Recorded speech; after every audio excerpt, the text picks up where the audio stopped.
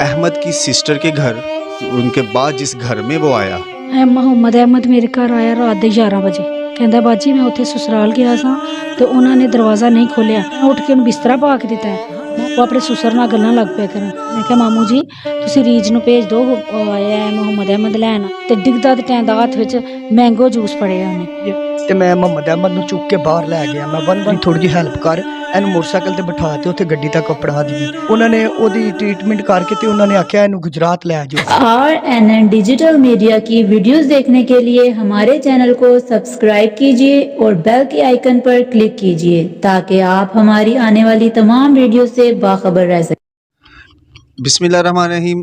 अस्सलाम वालेकुम नाज़रीन, आप देख रहे हैं RNN डिजिटल मीडिया और मैं हूं आपका मेज़बान सलमान मुग़ल। नाज़रीन इस टाइम मैं मौजूद हूं गुजरात की एक तहसील में, उस अहमद की सिस्टर के घर, जहां पे वो जब उसको ये मसला हुआ, जब उसने वो टैबलेट्स खाई, गोलियां वगैरह जो है उसने खाई जहर वाली, और उनके बाद जिस घर में वो आया वो उसकी बहन का घर था। और मैं उस घर में मौजूद हूँ जलालपुर जट्टा में। हमारे साथ मौजूद हैं उसकी सिस्टर। आइए उनसे जानते हैं कि क्या मामला हुआ था, किस तरह वो आया और क्या माजरा है। जी अस्सलाम वालेकुम। वालेकुम सलाम। अच्छा मेरी बहन ये बताइएगा कि क्या मामला हुआ था, अहमद किस तरह आया आपके घर, थोड़ा सा डिटेल में बताइए। ਮੁਹੰਮਦ ਅਹਿਮਦ ਮੇਰੇ ਘਰ ਆਇਆ ਰਾਤ ਦੇ 11 ਵਜੇ। 11 ਵਜੇ ਦਰਵਾਜ਼ਾ ਖੜਕਾਇਆ। ਮੈਂ ਉੱਠ ਕੇ ਦਰਵਾਜ਼ਾ ਖੋਲ੍ਹਿਆ। ਮੈਂ ਉਹਨੂੰ ਪੁੱਛਿਆ ਮੁਹੰਮਦ ਅਹਿਮਦ ਇਤਨੀ ਦੇਰ ਨੂੰ ਕਿਉਂ ਆਇਆ? ਕਹਿੰਦਾ ਬਾਜੀ ਮੈਂ ਉੱਥੇ ਸਸੁਰਾਲ ਗਿਆ ਸਾਂ ਤੇ ਉਹਨਾਂ ਨੇ ਦਰਵਾਜ਼ਾ ਨਹੀਂ ਖੋਲ੍ਹਿਆ। ਫਿਰ ਮੈਂ ਆਪਣੇ ਚਾਚਾ ਸਹੁਰੇ ਨੂੰ ਲੈ ਕੇ ਗਿਆ ਤੇ ਫਿਰ ਵੀ ਉਹਨਾਂ ਨੇ ਦਰਵਾਜ਼ਾ ਨਹੀਂ ਖੋਲ੍ਹਿਆ ਤੇ ਮੈਂ ਫਿਰ ਤੁਹਾਡੇ ਘਰ ਆ ਗਿਆ। ਮੈਂ ਉੱਠ ਕੇ ਉਹਨੂੰ ਬਿਸਤਰਾ ਪਾ ਕੇ ਦਿੱਤਾ। ਮੁਹੰਮਦ ਅਹਿਮਦ ਨੂੰ ਲੱਦ ਦੂਸਰੇ ਕਮਰੇ 'ਚ, ਮੈਂ ਰਾਤ ਦਾ ਵਕਤ ਸੁੱਤੀ ਹਾਂ। ਮੁਹੰਮਦ ਅਹਿਮਦ ਨੂੰ ਬਿਸਤਰਾ ਪਾ ਕੇ ਦਿੱਤਾ, ਉੱਥੇ ਸੋ ਗਿਆ। ਸੁਬਾਹ ਉੱਠਿਆ ਤੇ ਮੈਂ ਕਿਹਾ ਮੁਹੰਮਦ ਅਹਿਮਦ ਨਾਸ਼ਤਾ ਕਰ ਲੈ। ਕਹਿੰਦਾ ਬਾਜੀ ਮੈਂ ਨਾਸ਼ਤਾ ਨਹੀਂ ਕਰਨਾ। ਮੈਂ ਉਹਨੂੰ ਦਹੀਂ ਦਿੱਤਾ, 9 ਸਾਢੇ 9 ਦਾ ਟਾਈਮ ਸੀ। ਮੈਂ ਉਹਨੂੰ ਨਹੀਂ ਦਿੱਤਾ। ਉਹ ਖਾ ਕੇ ਉਹ ਆਪਣੇ ਸਸੁਰ ਨਾਲ ਗੱਲਾਂ ਲੱਗ ਪਿਆ ਕਰਨ। ਮੈਂ ਕਿਹਾ ਸਸੁਰ ਨਾਲ ਫੋਨ ਤੇ?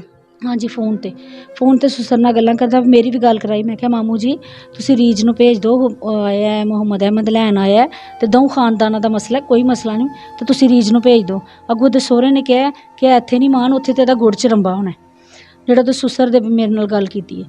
ਮੁਹੰਮਦ ਅਹਿਮਦ ਮੈਨੂੰ ਕਹਿੰਦਾ ਬਾਜੀ ਮੈਂ ਸਹੁਰੇ ਚੱਲਾਂ। ਮੈਂ ਕਿਹਾ ਮੁਹੰਮਦ ਨਾ ਜਾ, ਤੈਨੂੰ ਰਾਤ ਨੂੰ ਨਹੀਂ ਉਹਨਾਂ ਨੇ ਵੜਨ ਦਿੱਤਾ, ਹੁਣ ਨਾ ਜਾ। ਕਹਿੰਦਾ ਨਹੀਂ ਬਾਜੀ ਮੈਂ ਜਾਣਾ। ਮੇਰੇ ਘਰੋਂ ਚਲਾ ਗਿਆ। ਉੱਥੇ 5 ਵਜੇ ਦਾ ਟਾਈਮ ਹੈ। ਕਿਸ ਟਾਈਮ ਗਿਆ, ਕੀ ਟਾਈਮ ਸੀ ਉਸ ਟਾਈਮ? ਬਾਈ ਉਸ ਵੇਲੇ 9 ਸਾਢੇ 9 ਦਾ ਟਾਈਮ ਹੋਵੇਗਾ। ਕੋਈ ਟਾਈਮ ਤੇ ਨਹੀਂ ਨਾ ਉਸ ਵੇਲੇ ਮੈਂ ਮੁਕਰਰ ਕੀਤਾ ਕੀ ਟਾਈਮ ਸੀ। ਨਹੀਂ ਹੁੰਦਾ ਨਾ ਕਿ ਬੰਦਾ ਕਿ ਟਾਈਮ ਦਾ ਪਤਾ ਹੁੰਦਾ ਕਿ ਬਈ ਇਹ ਟਾਈਮ ਸੀ, ਇਹ ਟਾਈਮ ਤਾਂ ਮੇਰਾ ਲੱਗਦਾ 10 ਵਜੇ ਗਿਆ, 9 ਦਾ 10 ਹੋ ਗਏ ਹੋਣੇ ਨੇ। ਮੇਰੇ ਘਰੋਂ ਚਲਾ ਗਿਆ। ਉਸ ਤੋਂ ਬਾਅਦ ਆਇਆ ਮੇਰੇ ਘਰ 5 ਵਜੇ। ਅਜ਼ਾਨ ਹੁੰਦੀ ਸੀ ਬਈ ਢੀਗਰ ਦੀ। 5 ਵਜੇ ਆਇਆ ਤੇ ਡਿੱਗਦਾ ਤੇ ਟੈਂਦਾ ਹੱਥ ਵਿੱਚ ਮੈਂਗੋ ਜੂਸ ਫੜਿਆ ਉਹਨੇ। ਆ ਕੇ ਮੇਰੇ ਘਰ ਮੇਰੀ ਬੈਠਕ 'ਚ ਬੈਠਾ। ਉੱਥੇ ਬੜੀ ਵੱਡੀ ਉਲਟੀ ਇੱਕ ਵੀ ਕੀਤੀ ਹੈ, ਦੂਸਰੀ ਵੀ ਕੀਤੀ। ਮੈਂ ਕਿਹਾ ਮੁਹੰਮਦ ਅਹਿਮਦ ਤੈਨੂੰ ਕੀ ਹੋ ਗਿਆ? ਮੁਹੰਮਦ ਅਹਿਮਦ ਤੈਨੂੰ ਕੀ ਹੋ ਗਿਆ? ਉਹਨੇ ਆਖਿਆ ਬਾਜੀ ਮੈਂ ਗੋਲੀਆਂ ਖਾ ਆਇਆ। ਮੈਂ ਕਿਹਾ ਉਹ ਕਿਉਂ ਖਾਦੀਆਂ ਨਹੀਂ? ਕਹਿੰਦਾ ਮੈਂ ਰੀਜ ਨਾਲ ਬੜਾ ਪਿਆਰ ਕਰਨਾ, ਮੈਂ ਗੋਲੀਆਂ ਖਾ ਆਇਆ। ਉਸ ਤੋਂ ਬਾਅਦ ਮੈਂ ਉਲਟੀਆਂ ਆਪਣੇ ਮੀਆਂ ਨੂੰ फ़ोन ਕੀਤਾ। मेरे मियाँ उस वक्त आए ने तो उन्होंने लै गए। जी ये उसकी बहन के बयान है कि वो मेरे पास आया, वो कह रहा है मैंने गोलियां खाई हैं। मेरे साथ इनके मियाँ भी, इनके खामद भी मौजूद हैं। आइए उनसे जानते हैं कि वो क्या माजरा हुआ था। जी अपना यासर साहब ये बताइएगा कि क्या मामला हुआ जब उसने उल्टी वॉमिटिंग्स वगैरह की, तो उसके बाद आपने किस तरह उसका ट्रीटमेंट करवाया? भाई मैनू घरों फोन आया है तो मैं फिर गया हाँ। उत्थे घरों फोन आया तो मैं मोटरसाइकिल लैके आ गया हाँ। मैं मोटरसाइकिल बाहर खड़ी की है तो मैं मुहम्मद अहमद नूं चुक के बाहर लै गया। मैं 1122 वाले नूं फ़ोन किया है। फ़ोन किया, वो गड्डी सड़क पर आ गई है। तो मेरा एक दोस्त महल्ले का, मैं कहा यार मेरी थोड़ी जी हैल्प कर, इन्हूं मोटरसाइकिल ते बिठा के उत्थे गड्डी तक अपड़ा दईए। उन्हें जनाब मेरी हैल्प की, उन्होंने उत्थे गड्डी ते अपड़ाया। असीं उन्होंने सिविल हॉस्पिटल लै गए हाँ। ठीक है, सिविल हॉस्पिटल लै गए। उन्होंने जलालपुर जट्टा च उन्होंने ओदी ट्रीटमेंट करके तो उन्होंने आख्या इनू गुजरात लै जाओ। यह पर्ची उन्हें दिती, उन्हें आख्या जाके दिओ, उहदे मुताबिक इसकी ट्रीटमेंट कर देंगे। असी गुजरात लै गए सर। तो गुजरात जिले गए हाँ, उन्होंने पर्ची मैं दिती है, उन्होंने ट्रीटमेंट वो करन लग पै गए। इतनी देर नूं ओदी अम्मी, ओदा अब्बू, ओदा मामू जात दा बेटा वो जनाब उत्थे पड़ गया। उन्होंने फिर जनाब कोई सवाल जवाब किए ना। ठीक है ਤੇ ਕਿਸ ਤਰ੍ਹਾਂ ਫਿਰ ਡਾਕਟਰ ਨੇ ਜਦੋਂ ਉੱਥੇ ਟ੍ਰੀਟਮੈਂਟ ਕੀਤਾ ਤੇ ਕਿਸ ਟਾਈਮ ਨਾਲ ਉਹਦੀ ਡੈਥ ਹੋਈ ਹੈ, ਕੀ ਟਾਈਮ ਸੀ? ਉਹਦੀ ਤਕਰੀਬਨ ਅੰਦਾਜ਼ਨ ਇਹ 10:30 ਦੇ ਦਰਮਿਆਨ 'ਚ ਉਹਦੀ ਡੈਥ ਹੋ ਗਈ ਸੀ। ਰਾਤ ਨੂੰ ਦੱਸ ਰਾਤ ਨੂੰ 10:30 ਵਜੇ। ਤੇ ਜਦੋਂ ਡੈਥ ਹੋਈ ਹੈ ਤੁਸੀਂ ਡੈੱਡ ਬੋਡੀ ਫਿਰ ਤੁਸੀਂ ਪੁਲਿਸ ਕੋਲ ਗਏ ਹੋ, ਕੀ ਮਾਮਲਾ ਕੀਤਾ? ਸਰ ਪੁਲਿਸ ਉੱਥੇ ਉਹਨਾਂ ਆਖਿਆ ਸੀ ਲਾਸ਼ ਖੜਨੀ ਹੈ, ਤੇ ਪੁਲਿਸ ਨੇ ਆਖਿਆ ਬਿਆਨ ਲੈਣੇ ਨੇ ਮੈਂ, ਤੇ ਬਿਆਨ ਸਰ ਅਸੀਂ ਪੁਲਿਸ ਵਾਲੇ ਨੂੰ ਦਿੱਤੇ ਨਾ। ਤੇ ਸਰ ਮੈਨੂੰ ਇੱਕ ਗੱਲ ਦੀ ਸਮਝ ਨਹੀਂ ਲੱਗੀ ਹੈ ਵੀ ਪੁਲਿਸ ਮੇਰੇ ਘਰ ਦੇ ਫੇਰੇ, ਮੈਂ ਮਸਕੀਨ ਆਦਮੀ ਹਾਂ, ਮਜ਼ਦੂਰਦਾਰ ਬੰਦਾ ਹਾਂ, ਪੁਲਿਸ ਮੇਰੇ ਘਰ ਦੇ ਫੇਰੇ ਮਾਰਦੀ ਹੈ ਵੀ ਇਤਨੇ ਜ਼ਿਆਦਾ ਮੈਂ ਖੁਦ ਪਰੇਸ਼ਾਨ ਹੋ ਗਿਆ। ਤੇ ਮਿੰਟ ਬਾਅਦ ਦਿਨ ਦੇ ਵਿੱਚ 4-4 5-5 ਦਫਾ ਆਉਂਦੇ ਨੇ ਪਏ, ਤੇ ਮੇਰੇ ਪਿਛਲੇ ਕਮਰੇ 'ਚ ਰਾਤੀ ਆਏ ਨਾ, ਤੇ ਉਹਨਾਂ ਲਾਈਟ ਦਿਨ 'ਚ 4-4-5 ਦਫਾ ਆਉਣ ਦਾ ਕੀ ਮਕਸਦ ਹੋਇਆ? ਕਾਹਦੇ ਵਾਸਤੇ ਕੀ ਪੁੱਛਦੇ ਨੇ ਆ ਕੇ ਤੁਹਾਨੂੰ? ਕਹਿੰਦੇ ਨੇ ਕਿ ਮੁਹੰਮਦ ਅਹਿਮਦ ਨੇ ਗੋਲੀਆਂ ਕਿੱਥੇ ਖਾਧੀਆਂ ਨੇ, ਇੱਥੇ ਤੇ ਨਹੀਂ ਖਾਧੀਆਂ ਵੀ। ਮੈਂ ਕਿਹਾ ਨਹੀਂ ਸਰ ਇੱਥੇ ਨਹੀਂ, ਉਹ ਬਾਹਰੋਂ ਖਾ ਕੇ ਆਇਆ, ਉਹ ਨੁੱਕਰ ਦੇ ਉੱਤੇ ਦੁਕਾਨ ਹੈ, ਉਹ ਜਿੱਥੋਂ ਉਹਨੇ ਜੂਸ ਲਿਆ ਹੈ। ਉਹ ਪੇ ਦੱਸਦੇ ਸਨ ਕਿ ਆ ਲੜਕਾ ਜਿਲੇ ਇੱਧਰੋਂ ਆਇਆ, ਇਹਦੀਆਂ ਲੱਤਾਂ ਸਾਥ ਨਹੀਂ ਸਨ ਪਈਆਂ ਦਿੰਦੀਆਂ ਲੈ ਵੀ, ਠੀਕ ਹੈ।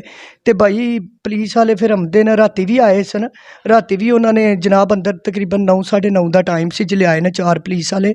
ਉਹਨਾਂ ਪਹਿਲਾਂ ਉਹਦੇ 에ਅਰ ਕੂਲਰ ਦੀ ਜਿੱਥੇ ਉਹ ਲੇਟਿਆ ਮੁਹੰਮਦ, ਉੱਥੇ ਪਹਿਲਾਂ ਉਹਦੇ ਜਨਾਬ ਤਸਵੀਰਾਂ ਬਣਾਈਆਂ ਨੇ 에ਅਰ ਕੂਲਰ ਦੀਆਂ। ਬਾਅਦ 'ਚ ਕਹਿੰਦੇ ਨੇ ਲਾਈਟ ਬੰਦ ਕਰੋ, ਲਾਈਟ ਮੈਂ ਬੰਦ ਕੀਤੀ ਹੈ, ਤੇ ਉਹਨੇ ਇਸ ਤਰ੍ਹਾਂ ਕਰਕੇ ਨਾ ਸਰ ਤਸਵੀਰਾਂ ਖਿੱਚੀਆਂ ਨੇ। ਮੈਨੂੰ ਨਹੀਂ ਕੁਝ ਸਮਝ ਲੱਗਦੀ, ਮੈਂ ਮਜ਼ਦੂਰਦਾਰ ਬੰਦਾ ਆ, ਤੇ ਮੈਨੂੰ ਨਹੀਂ ਕੁਝ। ਲਾਈਟ ਬੰਦ ਕਰਕੇ ਤਸਵੀਰਾਂ ਖਿੱਚੀਆਂ? ਜੀ ਲਾਈਟ ਬੰਦ ਕਰਕੇ ਤਸਵੀਰਾਂ ਖਿੱਚੀਆਂ ਨੇ। ਤੇ ਹੱਥ ਦੇ ਵਿੱਚ ਕੀ ਸੀ? ਹੱਥ ਦੇ ਵਿੱਚ ਉਹਨਾਂ ਦੇ ਮੋਬਾਈਲ ਸੀ, ਤੇ ਇਸ ਤਰ੍ਹਾਂ ਉਹਨਾਂ ਲਾਈਟ ਦੂਸਰੇ ਹੱਥ 'ਚ ਜਿਹੜਾ ਨਹੀਂ ਇਸ ਤਰ੍ਹਾਂ ਗੋਲੀਆਂ ਇਸ ਤਰ੍ਹਾਂ ਨਾ ਉਹਨਾਂ ਤਸਵੀਰ ਖਿੱਚੀ ਹੈ ਹੱਥ ਦੇ, ਯਾਨੀ ਕਿ ਦੂਸਰੇ ਹੱਥ 'ਚ ਟੈਬਲੇਟ ਸਨ, ਗੋਲੀਆਂ ਸਨ?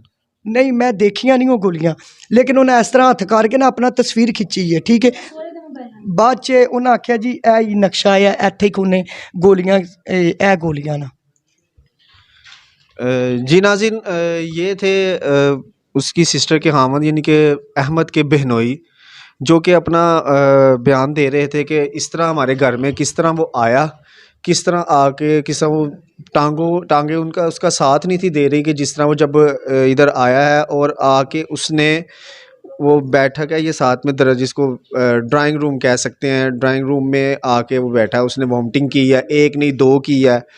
उसकी सिस्टर ने अपने खामद को फ़ोन किया है, वो आए हैं, यासर साहब आए हैं। यासर आके उन्होंने रेस्क्यू 1112 को कॉल की, वो हॉस्पिटल लेके गए, वो वहाँ पे हॉस्पिटल में जाँ बहक हो गया।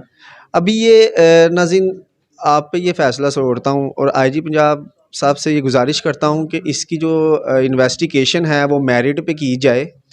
ये ख़ुदकुशी है या कत्ल, ये अल्लाह जानता है या वो मरने वाला जानता है। तो यहाँ अगर कत्ल है तो जिसने किया है, जिसने वो टैबलेट दी हैं उसको, क्योंकि देखें पाकिस्तान में अगर आपको ऐसी टैबलेट्स चाहिए तो वो ID डॉक्टर की परमिशन के बगैर और ID कार्ड के बगैर वो ये टैबलेट्स नहीं मिलती। अब ये कत्ल है या खुदकुशी, ये पुलिस की इन्वेस्टिगेशन के बाद ही पता चलेगा।